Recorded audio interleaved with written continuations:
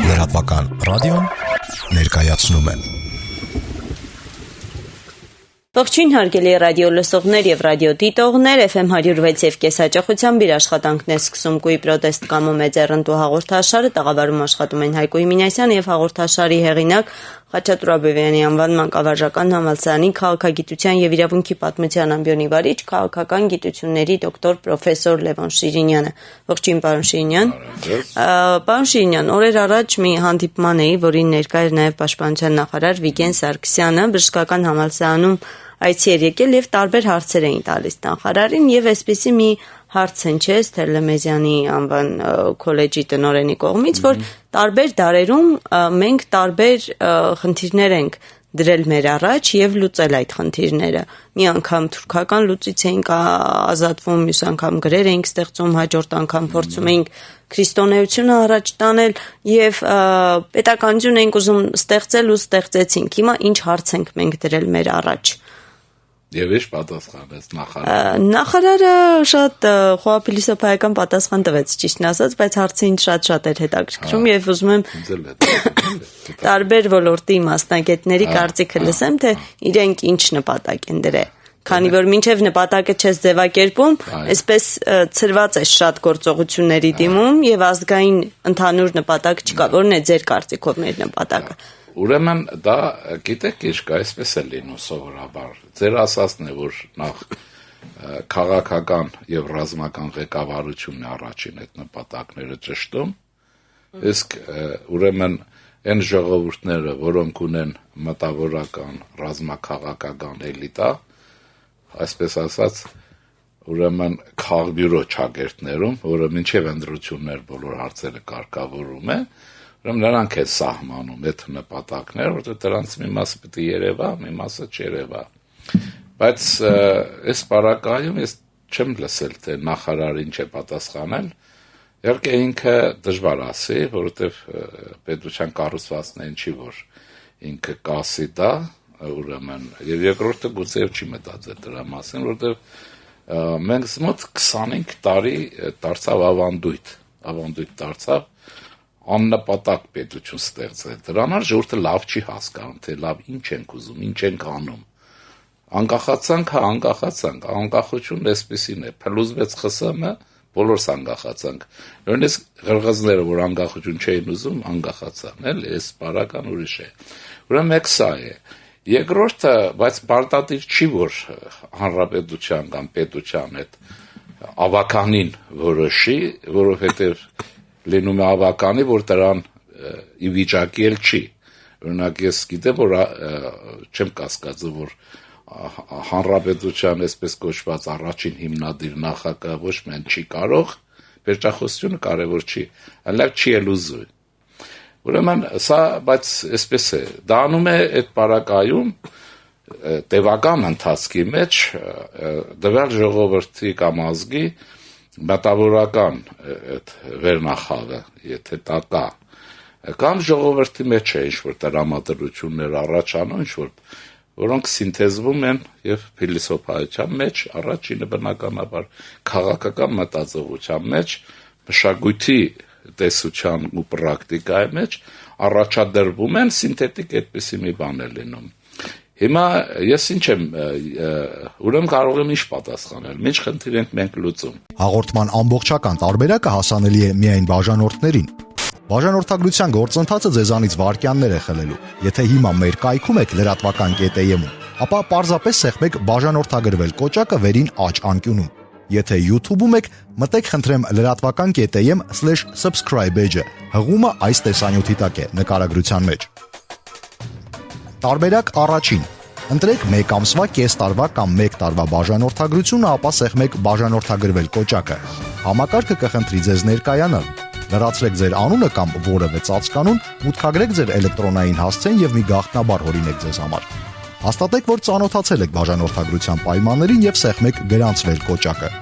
Համակարգը ձեր email-ին փոքրիկ նամակ կուղարկի։ Բացեք այն եւ սեղմեք նամակի միջի հղումը, որը կվերադարձնի ձեզ մեր կայք, ապա սեղմեք շարունակել բաժանորդագրությունը կոճակը։ Համակարգը կտեղափոխի ձեզ էլեկտրոնային քարտային փոխանցումների տիրույթ որտեղ ձեր քարտից փոխանցեք համապատասխան վճարումը ճիշտ նույն կերպ, ինչպես էլեկտրոնային այլ գնումների դեպքում։ Եվ բարի դիտում եւ ունկնդրում։ Տարբերակ 2. Եթե բանկային քարտն օգտագործել չեք ուզում, e-banking-ով կամ ձեր մոտակա բանկից փոխանցեք գումարն ահա այս բանկային հաշվին. 1 ամսվա համար 990, կես տարվա համար 5500, 1 տարվա համար 8800 դրամ։ Սկրինշոթ արեք e-banking-ի վճարման անդորրագիրը, լուսանկարեք կամ սքանարեք բանկային չեկը, ընտրեք այդ JPEG ֆայլը բրաուզերի միջոցով, ապա սեղմեք ներբեռնել կոճակը։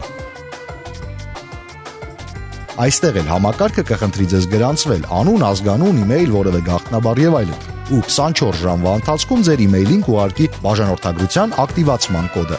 Տարբերակ 3. 24 ժամվա ընթացքում բաժանորդագրության կոդ ստանալու համար կարող եք նաև պարզապես ուղարկել փոխանցման JPEG-ը support@lratvakan.am հասցեով։ Տարբերակ 4. Լրատվական ռադիոյի մուլտիմեդիա հարթակի բաժանորդագրային քարտերը վաճառվում են Հայփոստի Երևան քաղաքի բոլոր բաժանմունքներում։ Մտնում ենք lratvakan.am, սեղմում բաժանորդագրվել կոճակը, քարտի վրա զետեղված կոդը մուտքագրում ահա այստեղ, ապա սեղմում ակտիվացնել կոճակը։ Տարբերակ 5.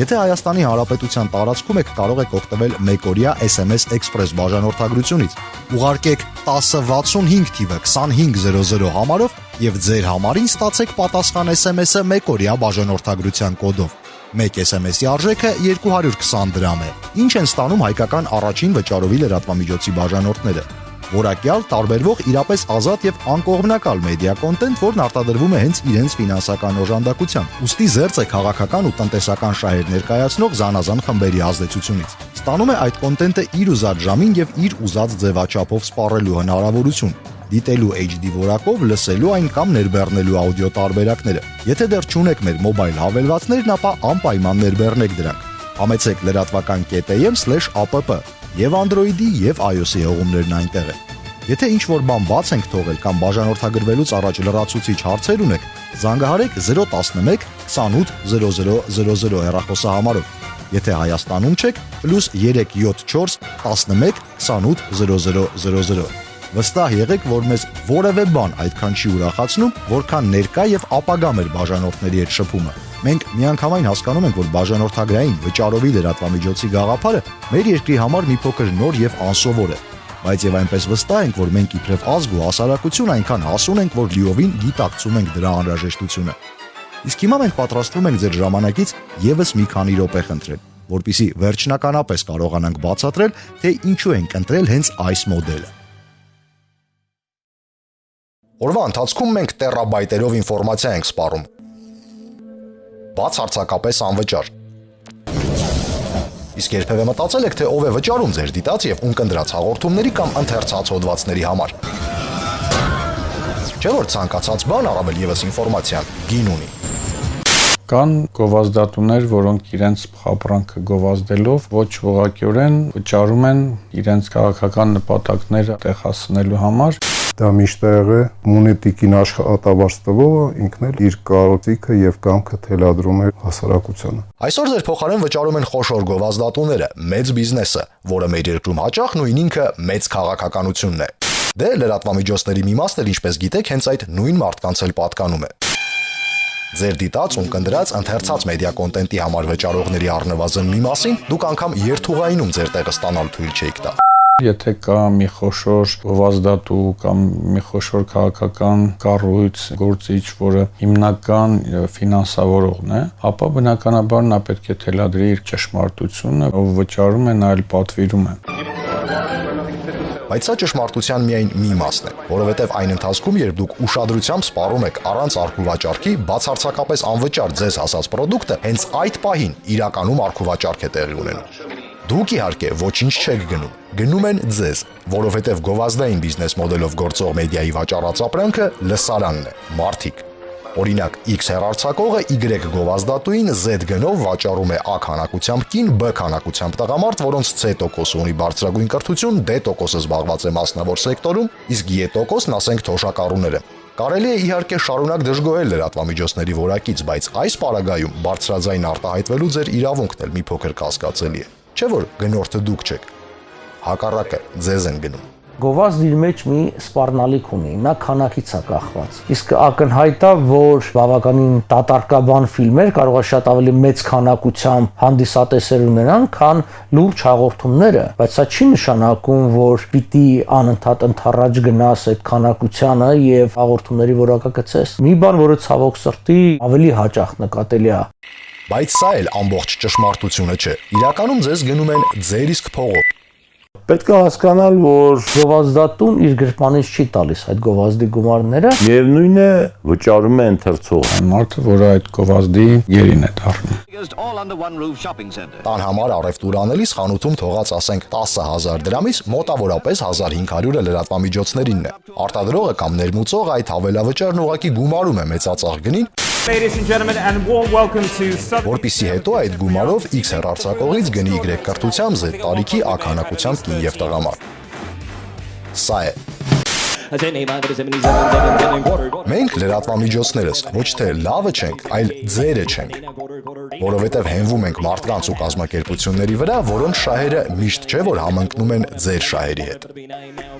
Եթե հնարավոր լինել Ստեղծել մոդել, երբ որ սպառող ուղղակիորեն կարողանար մասնակցել նաև ալիքի ուղղակի ֆինանսավորմանը, դա շատ ավելի արդար հարաբերություններ է ստեղծում եւ արանքից դուրս է գալիս ինչ որ մեկը, որը պարազիտություն է անում այդ համակարգի վրա։ Լրատվական ռադիոն ուզում է լինել ձեր լրատվամիջոցը, որտեղ վաճառող ապրանք հաճախորդ համակարգում լսարանը ոչ թե ապրանքն է, այլ հաճախորդը։ իմ հաղորդումները իրենց մեջ որոշակի քաղաքական երանգավորում ունեն։ Հետևաբար շատ կարևոր է ունենալ անկախ կարգավիճակ։ Անկախ կարգավիճակը տարբեր բաների վրա է խարսխվում, որոնցից մեկը նաև ֆինանսական անկախությունն է։ Բնականաբար բաժանորդագրային ձևը դրա ուղիներից մեկն է։ Հասարակական կարծիք ուսումնասիրելու փոխարեն մենք ուսումնասիրելու ենք բաժանորդային վճարների կառուցվածքը եւ ծրագրային քաղաքականությանը վերաբերող հետևություններն անելու ենք հենց այդ կառուցվածքից։ Գովազդային մոդելով աշխատող լրատվամիջոցի նպատակը գովազդատուին դուր գալն է։ Մենք ուզում ենք դուր գալ ձեզ։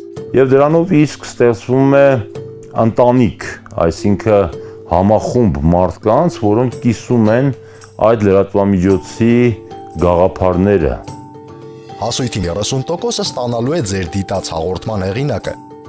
որպիսի ուղղի այն իր կարծիքով հասարակական ամենասուր խնդրի լուծմանը։ Ես այն Հայաստանը, որը վաղն է գալու։